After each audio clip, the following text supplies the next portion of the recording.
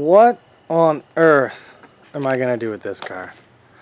Oh, you know what? This thing just doesn't seem to want to die. It's been passed around and passed around like something that I shouldn't say on the internet. But honestly, it's still alive. It still runs. It still drives.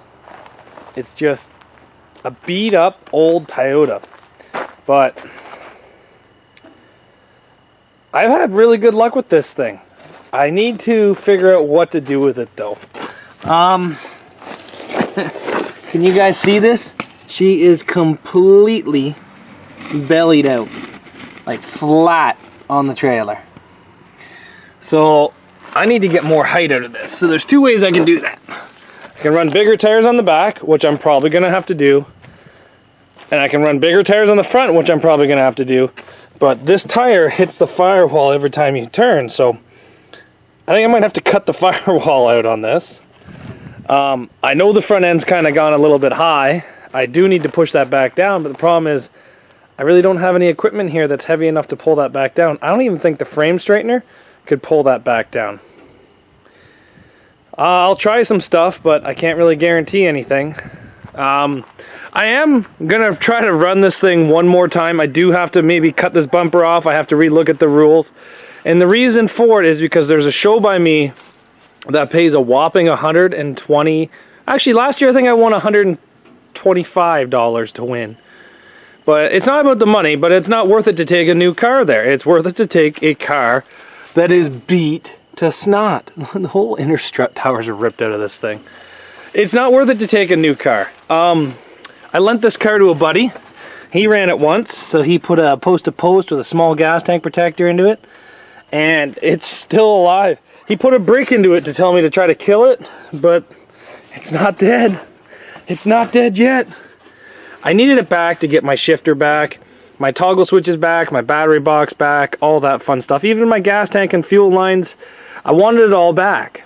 But, oh, look at this. He even left me his window bar. How nice of him. But I need to figure out what I'm going to do with this thing.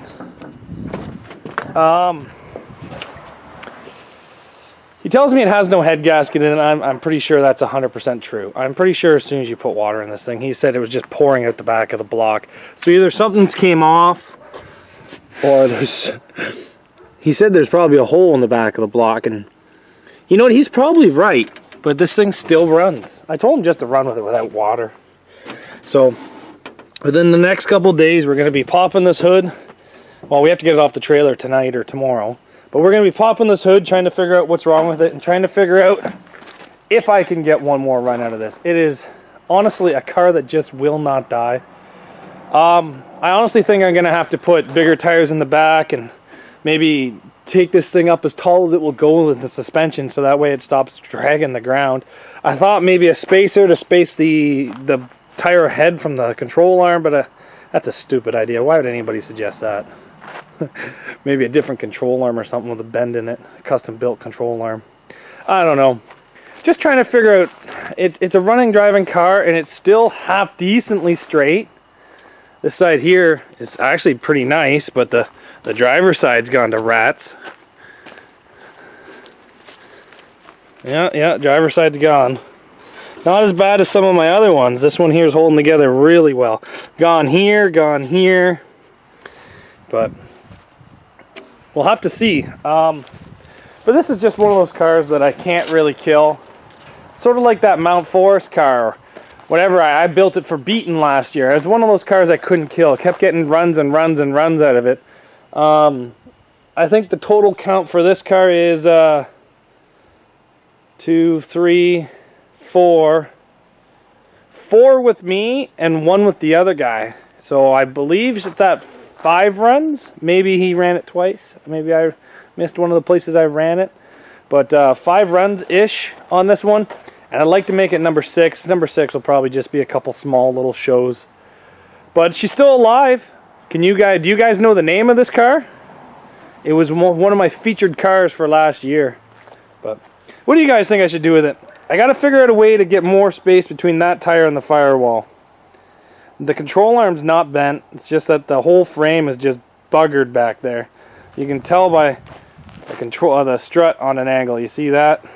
So I got to figure out what to do about this thing. It's no longer really feasible to take this to any big money shows, or any shows where at least other good Camrys are going to be there, because this thing would just get destroyed. It would just belly out again. So I'm going to try to straighten her up. I'm going to chain her down to the ground and try jacking up as hard as I can and see if I get anywhere with it. Try to put some bigger tires on it, kind of thing. Maybe try to get it to sit taller, bigger suspension to make it sit taller, so then that way I can have more ground clearance. Because of right now, it's dragging the ground, and that ain't no good. This trailing arm is broken. I did notice that, because it just did tear my brand new deck up on my trailer. So not overly pleased with that. But what can you do, right? So we are going to have to repair that. Not a big deal. The other side's okay. But this thing here is beat, but it's still good. It's still trying to make me want to build it. But we'll have to see. So let me know down in the comments what you guys would do to get more ground clearance on this. I don't want to stress the axles out by going too high. Look at that, even the subframe is kinked in this thing. Toyota axles have a nasty habit of snapping on me when I kind of want to jack them up, but I don't know. What can I do to get more height out of this thing? Oh well. Thanks for watching, guys, and welcome back. Have you guys figured out the name of this car yet? But thanks. We'll see you guys back here tomorrow.